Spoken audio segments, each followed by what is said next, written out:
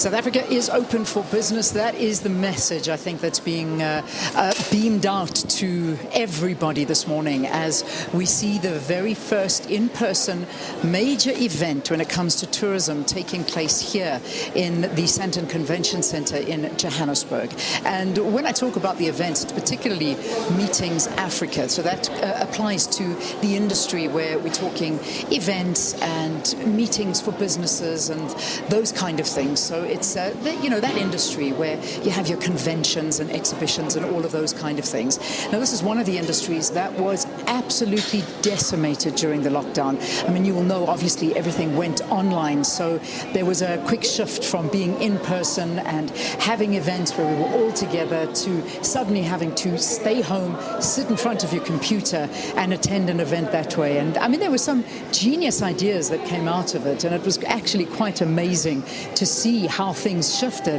However, I think people were tired of not being with each other, and now this is a start to say, look, we need to start traveling again, we need to open up for business, and we need to start employing again, because a lot of people had lost their jobs at that time. Well, final guests that are joining me here today, it gives me great pleasure to introduce Mr. Clinton de Kock. He is the CEO of the South African Association for the Conference Industry. So, of course, the conference industry, as we know, taken a big knock. And Stembiso Dlamini, who is the CEO of Gauteng Tourism. Good to see you. Welcome. Thank you, Leanne. Good to see you too. So it's so nice to have this in the province. You've got to admit, back in business. It is amazing. I mean, we're excited for having Meetings Africa happening this year, especially that as Gauteng we're the host. But most importantly, it actually symbolizes that the sector is indeed opening up, something that we really need to actually support the much-needed jobs, but also to grow the economy. Yeah, I'm eavesdropping on everybody's conversations as they're going by, and I'm listening to particularly the ladies sitting over here who are now working. So you can hear them, and the one says to the other, today is going to be a good day. And I mean, I think that just tells you what people are feeling. We're back at work, we're showing what we have to offer. And the eventing industry in South Africa is a massive industry that has been, at this point, all but closed. How's it been going? Talk to us, Clinton. Good morning. Oh, you'll all the judges make sure we're COVID friendly. So it's been tough. I think 2 years, and many of us have to remember that it's been 2 years since we last met at Meetings Africa. But I think the beauty of what we're seeing this morning is that while we are going to meet, there's been teams behind the scenes. The crafters, the builders, the plumbers that have been putting everything into place, the technicians, the AV guys. So the entire value chain of the industry that supports us come back. Not as good as we wanted, but I think Meetings Africa is that first step we're going to take to the recovery as well. So yes, it's been bad, but I think a lot of us have learned so much good lessons as well as bad lessons, but we also clear as to how we can position Destination SA. And I'm sure, like the ladies have been chatting behind the scenes before we went live, that it will really be a good day, because there are many of us, and I think something I experienced over the last 24 hours is a lot of us want to hug each other. So we like fist pumping and high-fiving, because there's many of us, including myself and Stair, that have met each other online. So this will be the first time that we're going to spend a full day together.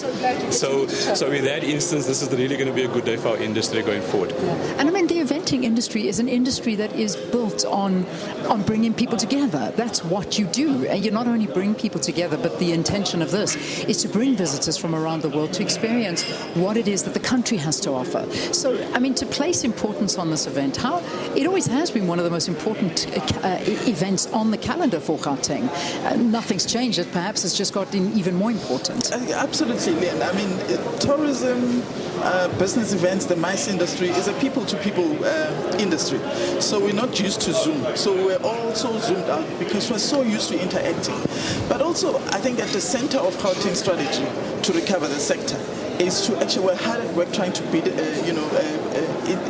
bid for future events to create a pipeline. But also, even if it's not business events industry and it's events in general, it has got a potential of actually getting people to move. It's got a potential of getting people to get into a destination, and that we know that it's jobs and it's the economy, just to get the economy going. So we're excited that a platform such as Meetings Africa, where the continent has really converged. The world has actually come to see the continent And I think Meetings Africa is that platform which actually advances the whole Africa Free Trade Agreement, which is awesome because we begin to do business with each other. We're beginning to actually show the world that we're united, and we're beginning to show the world what we can offer as a continent and as a country and as a destination, Gauteng. And it's always something that we've said about this is that, when you travel as far as you do to come to Africa, let's say South Africa, being right at the bottom of Africa, you want to have more. So if you've got these great relations and great packages that, stop over in South Africa, then you can go to Botswana, maybe have a island holiday in Mauritius, then. The idea is to actually get partners and partnerships. And I know there's so many meetings that are taking place here. Someone was telling me earlier about already 4,000 different meetings are scheduled to take place between today and tomorrow. That's pretty impressive. Amazing. It actually tells you that people were really looking forward to attend such an event, but also they were like hungry for business. They're hungry to actually see what is existing, because we know that a lot of businesses have folded, over the past 2 years because of COVID. A lot of our buyers were saying, we want to come and see, whether you still have these businesses in the continent and in the country.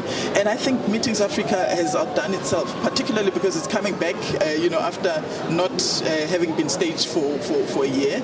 It's really a good platform that we've created this year, and we're all looking forward to all these meetings. The floor will be buzzing. Yeah, you brought up a good point, Clinton. I bring this to you now because you talk about the amount of businesses that have folded.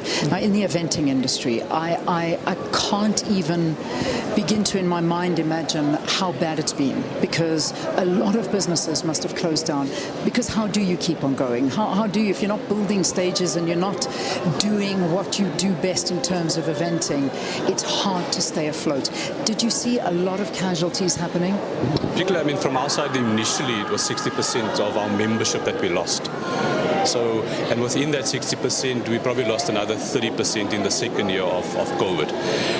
I think the sad part is the fact that not only did we lose businesses, but we also lost a little bit of skill as well. So our particular push now is to retain what we've got, build new skill, and also ensure that there's a pipeline of new people coming into the industry as well. But it's been difficult because we were literally on the Gautrain. We were going from here to the airport and we were moving, and COVID hit us. And many of us, including myself, we were not prepared for it. So you almost have to, we had to reteach ourselves certain things. And in that aspect, being here today is sort of testament of the perseverance, but also the resilience that we have as an industry as well. So we're in a good space, better than what we were a year ago. But I think going forward, the important messaging that we've been sort of conveying to government specific is that restrictions need to be a little bit eased, because at the moment, as you and I chatted before we went on air, we can only get 1,000 people in the room at the moment. And economically, that's not viable for some venues, particularly for outdoor venues. And I think for my colleagues within the sporting and the concert space, live events, we need to ensure that we actually understand the economics behind putting an event together. Because if we can't break even, then all that happens is you lose more business and you lose more skill as well. So it's been tough, but I think I want to commend all of us, including the two of us that are standing here with yourself, to keep the fire burning and a small flame burning, because without having that stoking of the flame, we'd not have been here today, without a doubt. Blows my mind often when I walk around, I go to restaurants, I do attend events, I come to things like this, and I wonder how we did it, how we made it, and we have. Those of us that you have made it through, and we are lucky enough to be standing here, we got to light that torch again and get a little bit of rockets going. I think we need to. We really, really do. I just want to wish both of you the best of luck and enjoy being together. Enjoy it. Thank you. Go for it. Have it. Yeah, exactly. Finally meeting each other, not online. And I believe there was going to be a dress code. They were going to say, dress like you would for a Zoom meeting. I'm glad they ditched that theme. It would have been a fantastic Although theme. I think I may have dressed for a Zoom meeting. But anyway, that's another story. So thank you very much, Clinton. Lovely chatting to you. Thanks so much. Thanks, and thank you for watching. Have a fantastic day. I hope we lifted your spirits a little bit today. That was the intention, to show that maybe things, just maybe as we enter into March, things are looking up. Take care. God bless. We'll see you tomorrow. Back to you, SK. Well, absolutely fabulous there, Leanne. That just gives such a good feeling, just listening to people there who've met online and finally they can meet in person. It's absolutely great. And hopefully, you know, much more of these will be coming our way, these in-person meetings. But that's where we're going to have to leave it for this morning. Thanks so much for being with us. And I'm off to Cape Town for tomorrow. So I'll be speaking to you from there. Leanne will be back here. So do take care until then. We're not leaving you alone. The agenda taking over until midday. Desiree Chauke steering that ship. From me and the crew, take care.